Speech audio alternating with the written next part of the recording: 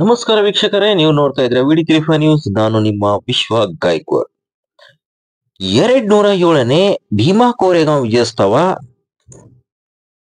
ನಿನ್ನೆ ಬೀದರ್ ನಗರದ ಅಂಬೇಡ್ಕರ್ ವೃತ್ತದಲ್ಲಿ ತುಂಬಾ ಅದ್ಧೂರಿಯಿಂದ ಆಚರಣೆ ಮಾಡಲಾಯಿತು.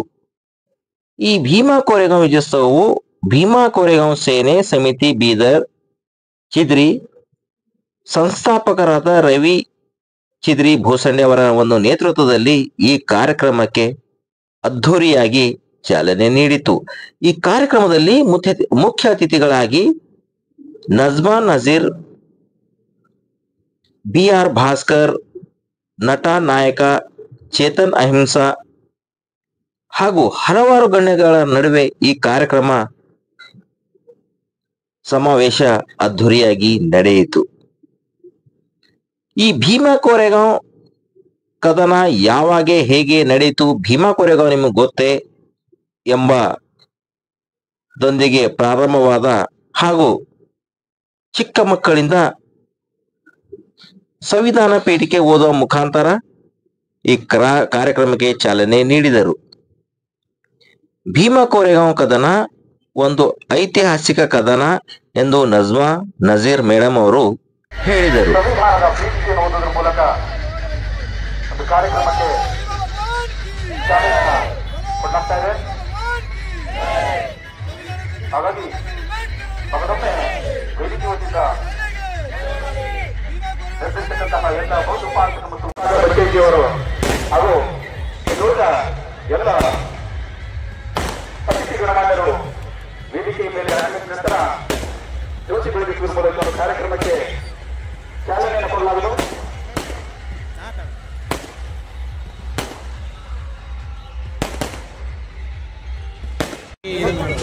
याद की कोई यूट्यूब का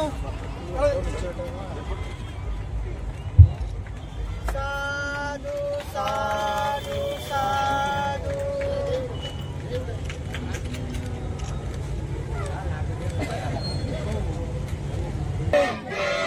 जय जय जय जय जय सेने गए भीमा कोरेगांव सेने गए डॉक्टर बाबा साहेब अंबेडकर ಅವರಿಗೆ ಡಾಕ್ಟರ್ ಬಾಬಾ ಸಾಹೇಬ್ ಕಾರ್ಯಕ್ರಮಕ್ಕೆ ಚಾಲನೆಯನ್ನು ಕೊಡಲಾಗ್ತಾ ಇದೆ. ದಯವಿಟ್ಟು ತಾವೆಲ್ಲ ಜೋರಾದ ಚಪ್ಪಾಳೆ ಬಾರಿಸುವುದರ ಮೂಲಕ ಈ ಒಂದು ಐತಿಹಾಸಿಕ ಕಾರ್ಯಕ್ರಮದ ಸಾಕ್ಷಿಯಾಗಬೇಕಾಗಿ ತಮ್ಮೆಲ್ಲ ನಾವು ಮನವಿ ಮಾಡಿಕೊಳ್ತಾ ಇದ್ದಾರೆ.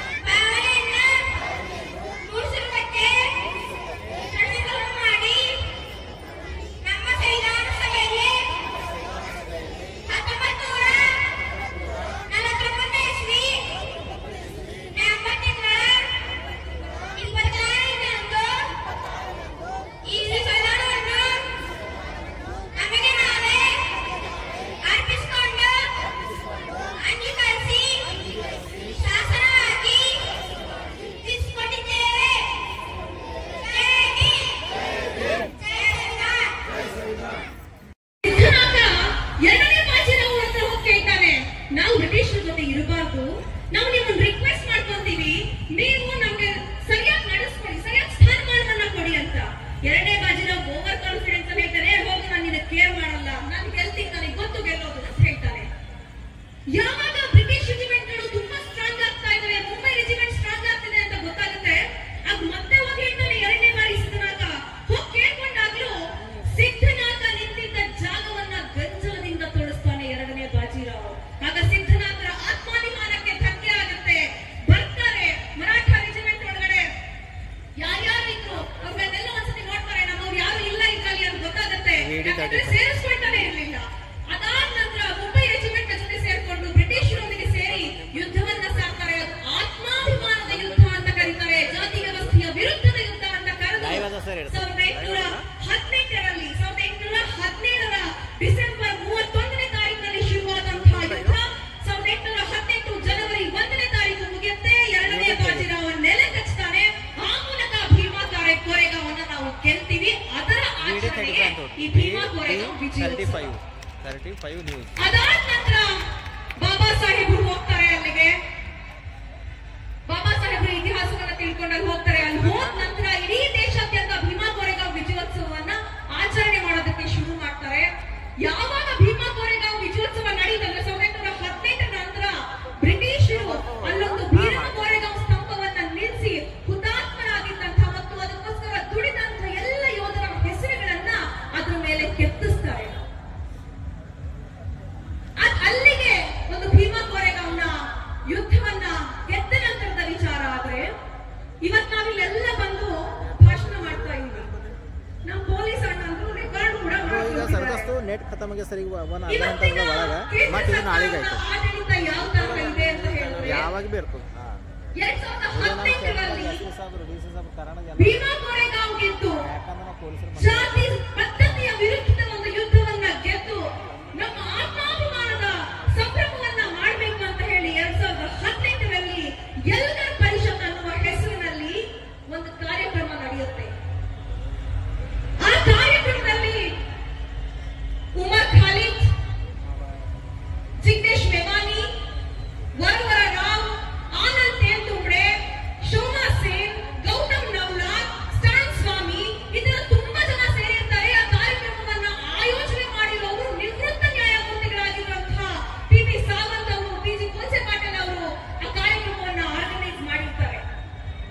ಅಲ್ಲಿ ಈ ಜಾತಿ ಪದ್ಧತಿಯಿಂದ ಹೇಗೆ ಹೊರಗಡೆ ಬಂದ್ರು, ನಾವು ಈಗ ಭೀಮಾ ಕೋರೆಗಾಂವ್ ತರಹದಲ್ಲಿ ನಾವು ಹೇಗೆ ಒಂದು ಆತ್ಮಾಭಿಮಾನದ ಹೋರಾಟವನ್ನ ಕಟ್ಟಬೇಕು, ಚಳುವಳಿಯನ್ನ ಕಟ್ಟಬೇಕು ಅಂತ ಹೇಳಿ ಇವರೆಲ್ಲರೂ ಭಾಷಣ ಮಾಡ್ತಾರೆ. ಭಾಷಣ ಮಾಡಾದ ನಂತರ ಅಲ್ಲಿ ಅಂದ್ರೆ ಭೀಮಾ ಕೋರೆಗಾಂವ್ನ ಪಕ್ಕದಲ್ಲಿ ಇರುವಂತಹ ಒಂದು ಮಧುಬಂದ್ರುಕ್ ಅನ್ನುವಂತಹ ಸ್ಥಳದ ಸಂಬಂಧಪಟ್ಟ ಹಾಗೆ ಒಂದು ಪುಟ್ಟ ಇಶ್ಯೂ ನಡೆಯುತ್ತೆ. ಆ ಇಶ್ಯೂವನ್ನೇ ದೊಡ್ಡದು ಮಾಡಿ ಮುಂಚೆಯಿಂದಲೂ ನಡೀತಾ ಇರುತ್ತೆ. ಅಲ್ಲಿ ಒಬ್ಬ ರಾಜನನ್ನ, ಛತ್ರಪತಿ ಶಿವಾಜಿಯ ತಮ್ಮನಾದಂತಹ ಛತ್ರಪತಿ ಸಂಭಾಜಿಯನ್ನ ಯಾರು ಅಂತ್ಯ ಸಂಸ್ಕಾರವನ್ನ ಮಾಡಿದ್ದು ಅನ್ನುವಂತಹ ವಿಚಾರದಲ್ಲಿ ಒಂದು ಸಣ್ಣ ಗಲಾಟೆ ಯಾವಾಗ್ಲೂ ಮಹಾತ್ಮ ರೆಡ್ಡಿ ಅವರು ಮಾಡಿದ್ರು. ಮಹಾತ್ಮ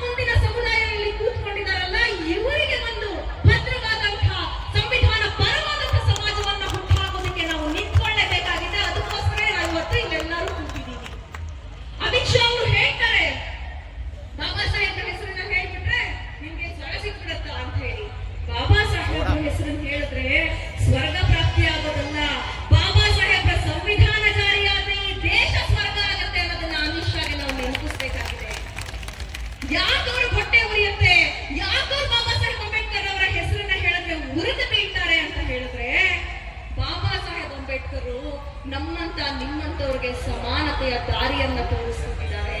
ನಮ್ಮನ್ನ ನಿಮ್ಮನ್ನ ಈ ದೇಶದಲ್ಲಿ ಇರುವಂತಹ ಪ್ರತಿಯೊಬ್ಬ ಕೂಡ ಒಂದೇ ಅನ್ನುವಂಥ ಸಿದ್ಧಾಂತವನ್ನ ಹೇಳಿ ಹೋಗಿದ್ದಾರೆ, ಕಾನ್ಸ್ಟಿಟ್ಯೂಷನ್ ನ ಬರೆದು ಹೋಗಿದ್ದಾರೆ. ಅದಕ್ಕೆ ಇದೆಲ್ಲ ಅವರಿಗೆ ಇಷ್ಟ ಇಲ್ಲ.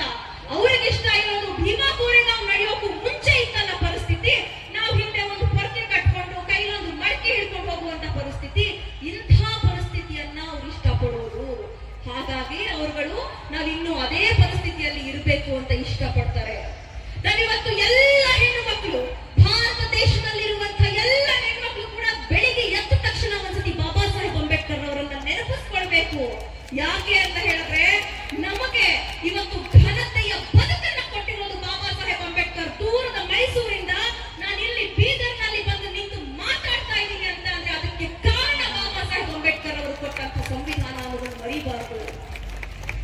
ಇವತ್ತು ಇಷ್ಟು ಆತ್ಮಾಭಿಮಾನವನ್ನ ತೋರಿಸಬೇಕಾಗಿದ್ದಂತಹ ಹೆಣ್ಣುಮಕ್ಕಳು, ಅಮಿತ್ ಶಾ ಹೇಳಿದಂತ ಹೇಳಿಕೆ ಸರಿ ಅಂತ ಹೇಳಿ ಅವ್ರ ಪರವಾಗಿ ನಿಂತಿರೋ ಹೆಣ್ಣುಮಕ್ಕಳು ಒಂದು ಸತಿ ಆಲೋಚನೆ ಮಾಡ್ಕೊಳ್ಬೇಕು. ನಮಗೋಸ್ಕರ, ನಮ್ಮ ಹೆಣ್ಣು ಮಕ್ಕಳಿಗೋಸ್ಕರ ಹಿಂದೂ ಕೋರ್ಟ್ ಬಿಲ್ ನಲ್ಲಿ ಬದಲಾವಣೆಯನ್ನ ತರೋದಕ್ಕೆ ತನ್ನ ಸ್ಥಾನಕ್ಕೆ, ಇವತ್ತು ಒಂದು ಗ್ರಾಮ ಪಂಚಾಯತಿ ಮೆಂಬರ್ ಆಗಿದ್ರೆ ನಾವು ಸ್ಥಾನ ಬಿಟ್ಕೊಡಕ್ ರೆಡಿ ಇರಲ್ಲ ಅಂತಲ್ಲಿ ಬಾಬಾ ಸಾಹೇಬ್ ಅಂಬೇಡ್ಕರ್ ಅವರು ಈ ನೆಲದ ಹೆಣ್ಣು ಮಕ್ಕಳಿಗಾಗಿ ತನ್ನ ಪದವಿಯನ್ನ ತ್ಯಾಗ ಮಾಡೋದಕ್ಕೆ ತಯಾರಾಗಿದ್ರು. ಅಂಥ ಬಾಬಾ ಸಾಹೇಬ್ ಅಂಬೇಡ್ಕರ್ ಅವರಿಗೆ ವಿರುದ್ಧವಾಗಿ ನಿಂತಿರುವವರ ವಿರುದ್ಧವಾಗಿ ಅವರಿಗೊಂದು ಸವಾಲನ್ನ ಎಸೆಯುವ ಹಾಗೆ ನಾವು ಶೈಕ್ಷಣಿಕವಾಗಿ ನಾವು ಹೆಣ್ಣು ಮಕ್ಕಳು ಮುಂದೆ ಬರಬೇಕು. ನಾವೇನ್ ಮಾಡ್ತಿದ್ದೀವಿ, ನಾವು ನೀಟಾಗಿ ಅವ್ರು ಹಾಕ್ತಾ ಇರುವಂತಹ ಟ್ರ್ಯಾಪ್ಗೆ ಒಳಗಾಗ್ತಾ ಇದೀವಿ. ನ್ಯೂ ಎಜುಕೇಶನ್ ಪಾಲಿಸಿಯನ್ನ ತಗೊಂಡ್ ಬಂದು NEP ಅನ್ನ ತಗೊಂಡ್ ಬಂದಿದ್ ಯಾಕೆ ಅವರು ಅಂತ ಹೇಳಿದ್ರೆ, ನಾವೇನ್ ಮಾಡ್ತೀವಿ, 3 ವರ್ಷಕ್ಕೊಂದು ಡಿಗ್ರಿ ಮಕ್ಕಳನ್ನ ಸೇರಿಸಿದ್ರೆ ನಾವು 3 ವರ್ಷ ಪೂರ್ತಿ ಆಗ್ಲಿ ಡಿಗ್ರಿ ಆಗುತ್ತೆ ಅಂತ ನೋಡ್ಕೊಂತೀವಿ. ಆದ್ರೆ 3 ವರ್ಷ ಡಿಗ್ರಿನಲ್ಲಿ 1 ವರ್ಷ ಹೋದ್ರೆ ಸರ್ಟಿಫಿಕೇಟ್, 2 ವರ್ಷ ಹೋದ್ರೆ ಡಿಪ್ಲೊಮಾ, 3 ವರ್ಷ ಹೋದ್ರೆ ಡಿಗ್ರಿ ಅಂತಂದ್ರೆ ನಾವೇನ್ ಮಾಡ್ತೀವಿ, ಶೂದ್ರರು ಅಲ್ಪಸಂಖ್ಯಾತರು ಸಾಕಪ್ಪ ಸರ್ಟಿಫಿಕೇಟ್ ಸಿಕ್ಕಿದೆಯಲ್ಲ ಸಾಕು ಅಂತೀವಿ. ನಾವು ಮುಸಲ್ಮಾನರು ಏನಂತೀವಿ, ಬಸ್ರಲ್ಲೇ ಡಿಪ್ಲೊಮಾ ಕರ ಸ್ವಜಾ ಪಂಚಾಶಾಪ್ನೆಗ ತಪ್ಪ ಕಾಮ್ ಕರ್ಜಾ ಅಂತ ಬಿಡಿಸ್ಬಿಟ್ಟು ಕಳಿಸ್ತೀವಿ. ಅವರು ಶೈಕ್ಷಣಿಕವಾಗಿ ನಮ್ಮನ್ನ ಹಿಂದೆ ಉಳಿಸ್ಬೇಕು ಅಂತ ಹೇಳಿ ಅವರಿಗೆ ಬೇಕಾದ ಕಾನೂನುಗಳನ್ನ ಮಾಡ್ಕೊಳ್ತಾ ಇದ್ದಾರೆ. ಆ ಕಾನೂನುಗಳನ್ನ ಅವರು ಮಾಡ್ಕೊಳ್ತಾ ಇರೋದಕ್ಕೆ ವಿರುದ್ಧವಾಗಿ ನಾವು ನಿಲ್ಲಬೇಕು, ಅದನ್ನ ತಡೆ ಹಿಡಿಬೇಕು ಅಂತ ಹೇಳಿದ್ರೆ ನಮಗೆ ಶಿಕ್ಷಣದ ಅವಶ್ಯಕತೆ ಇದೆ. ಜೊತೆಗೆ ನಾವು ಹೆಚ್ಚೆಚ್ಚು ಆಡಳಿತದಲ್ಲಿ ಹೋಗುವಂತಹ ಅವಕಾಶಗಳನ್ನ ಗಳಿಸ್ಕೊಳ್ಬೇಕು. ಈಗ ಒಬ್ಬರು ಸರ್ಕಾರಿ ನೌಕರರ ಸಂಘದ ಅಧ್ಯಕ್ಷ ಆದ್ರು ಅಂತ ಹೇಳಿ ಅವ್ರಿಗೆ ಸನ್ಮಾನ ಮಾಡೋದು ಖುಷಿ ಆಯ್ತು. ನಾವು ಬರೀ ಬೀದಿಯಲ್ಲಿ ನಿಂತು ಹೋರಾಡುವ ಜನ ಆಗಬಾರದು. ನಾವು ಅಧಿಕಾರವನ್ನ ಹಿಡಿಯುವಂತಹ ಜನ ಆದ್ರೆ ಮಾತ್ರ ನಾವು ನಮ್ಮ ಹಕ್ಕುಗಳನ್ನ ಕೇಳಿ ಪಡೆಯೋದಕ್ಕೆ ಸಾಧ್ಯ.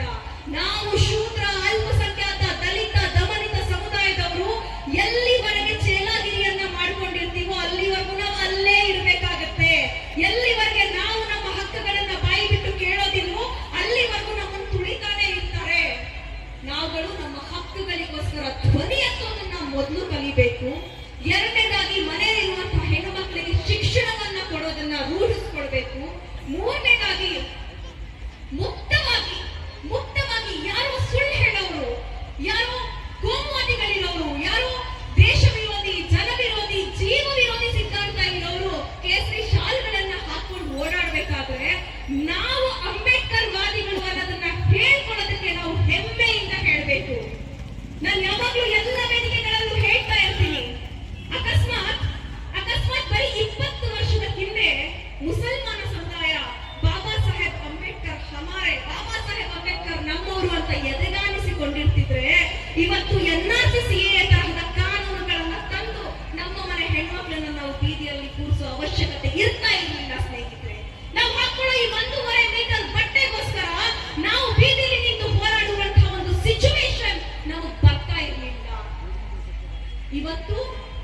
ಇವತ್ತಾದ್ರೂ ನಮ್ಮೆಲ್ಲರಿಗೂ ಬಾಬಾ ಸಾಹೇಬ್ ಅಂಬೇಡ್ಕರ್ ಅವರ ಇಂಪಾರ್ಟೆನ್ಸ್ ಅರ್ಥ ಆಗಿದೆ. ಬಾಬಾ ಸಾಹೇಬ್ ಅಂಬೇಡ್ಕರ್ ಅವರು ನಮಗೆ ಕೊಟ್ಟಂತಹ ಕೊಡುಗೆಗಳ ಇಂಪಾರ್ಟೆನ್ಸ್ ಅರ್ಥ ಆಗಿದೆ. ನಾವು ಅವ್ರನ್ನ ಮನಸಾರೆ ಅವರು ಹೇಳಿ ಹೋದಂತಹ, ಅವರು ನಮಗೆ ಸಂವಿಧಾನದ ರೂಪದಲ್ಲಿ ಕೊಟ್ಟಿರುವಂತಹ ಸಿದ್ಧಾಂತವನ್ನ ಉಳಿಸೋದಕ್ಕೆ ನಾವೆಲ್ಲರೂ ಕೆಲಸ ಮಾಡಬೇಕಾಗಿದೆ. ನಾನು ತುಂಬಾ ಜನ ಸ್ನೇಹಿತರಿದ್ದಾರೆ, ಅವರುಗಳು ನಮ್ಮ ಮನೆಗೆ ಬಂದ ತಕ್ಷಣ ಬಾಬಾ ಸಾಹೇಬ್ ಅಂಬೇಡ್ಕರ್ ಅವರ ಫೋಟೋ ನೋಡಿದ ತಕ್ಷಣ ಹೇಳ್ತಾರೆ, ಏನ್ ನೀವು ಬಾಬಾ ಸಾಹೇಬ್ರ ಫೋಟೋ ಇಟ್ಕೊಂಡಿದ್ದೀರಾ, ಯಾಕೆ ಇಟ್ಕೊಂಡಿದ್ದೀರಾ ಅಂದ್ರೆ ಒಂದು ಜಾತಿಗೆ ಮಾತ್ರ ಜಾತಿಯವರನ್ನ ಮೀಸಲು ಮಾಡಲಾಗಿದೆ. ಬಾಬಾ ಸಾಹೇಬರು ಬರೀ ಒಂದು ಜಾತಿಗೆ ಮಾತ್ರ ಸಮಾನತೆ ಕೊಟ್ಟಿದ್ದು, ಹಕ್ಕು ಕೊಟ್ಟಿದ್ದು. ಇವತ್ತು ಯಾವುದೇ ಜಾತಿಯವರು, ಯಾವುದೇ ಜನಾಂಗದವರು ಒಂದ್ ಪೊಲೀಸ್ ಸ್ಟೇಷನ್ ಹೋಗಿ ನಿಮ್ ಹೊಲದ ಸಂಬಂಧವಾಗಿ ಏನೋ ಒಂದು ಜಗಳದ ಸಂಬಂಧವಾಗಿ ಕೇಸ್ ಕೊಡ್ತೀರಾ, ಕಂಪ್ಲೇಂಟ್ ಕೊಡ್ತೀರಾ ಅಂದ್ರು, ಆ ಹಕ್ಕನ್ನ ಕೊಟ್ಟಿದ್ದು ಬಾಬಾ ಸಾಹೇಬ್ ಅಂಬೇಡ್ಕರ್. ಇವತ್ತೆಲ್ಲ ಜಾತಿ ಜನಾಂಗದ ಹೆಣ್ಮಕ್ಳು ನಾವು ನಮ್ಮ ತಂದೆ ಹತ್ರ, ತಾಯಿ ಹತ್ರ ಆಸ್ತಿ ಇದ್ರೆ 10 ಎಕರೆ ಇದ್ರೆ 5 ಎಕರೆ ನನಗ್ ಬರ್ಬೇಕು, ನೀನ್ ಕೊಡು ಅಂತ ನಾವು ಕೇಳ್ತೀವಲ್ಲ, ಆ ಹಕ್ಕನ್ನ ಕೊಟ್ಟಿರುವಂಥದ್ದು ಬಾಬಾ ಸಾಹೇಬ್ ಅಂಬೇಡ್ಕರ್. ಇವಾಗ ಅಜಾನ್ ಆಯ್ತು. ಇವತ್ತು ಬಾಬಾ ಸಾಹೇಬರ ಅಂಬೇಡ್ಕರ್ ಅವರ ಸಂವಿಧಾನ ಇಲ್ಲದೆ ಹೋಗಿರ್ತಿದ್ರೆ, ನಮ್ಮ ಧರ್ಮವನ್ನ ನಾವು ಉಪಾಸನೆ ಮಾಡುವಂತ ಹಕ್ಕು ನಮ್ಗೆ ಇಲ್ಲದೆ ಹೋಗಿರ್ತಿದ್ರೆ, ಅಜಾನ್ ಆದಾಗ ನಾವು ನಮಾಜ್ ಮಾಡೋದಕ್ಕೂ ಅವಕಾಶವನ್ನ ಈ ದೇಶದಲ್ಲಿ ನಮಗೆ ಕೊಡ್ತಾ ಇರ್ಲಿಲ್ಲ. ನಾವು ಮಂದಿರಕ್ಕೆ ಹೋಗ್ತೀವೋ, ಮಸ್ಜಿದ್ಗೆ ಹೋಗ್ತೀವೋ, ಗುರುದ್ವಾರಕ್ಕೆ ಹೋಗ್ತೀವೋ, ಅಥವಾ ನಾವು ಯಾವ ಧರ್ಮ ನಮ್ಗೆ ಇಷ್ಟ ಅದನ್ನ ನಾವು ಫಾಲೋ ಮಾಡ್ತೀವೋ, ಇಲ್ಲ ನಾಸ್ತಿಕರಾಗಿರ್ತೀವೋ, ಇವೆಲ್ಲದಕ್ಕೂ ಕೂಡ ಈ ನೆಲದಲ್ಲಿ ಅವಕಾಶವನ್ನ ಮಾಡಿಕೊಟ್ಟಂತ ಮಹಾನಾಯಕ ಯಾರಾದ್ರೂ ಇದ್ರೆ ಅದು ಬಾಬಾ ಸಾಹೇಬ್ ಅಂಬೇಡ್ಕರ್.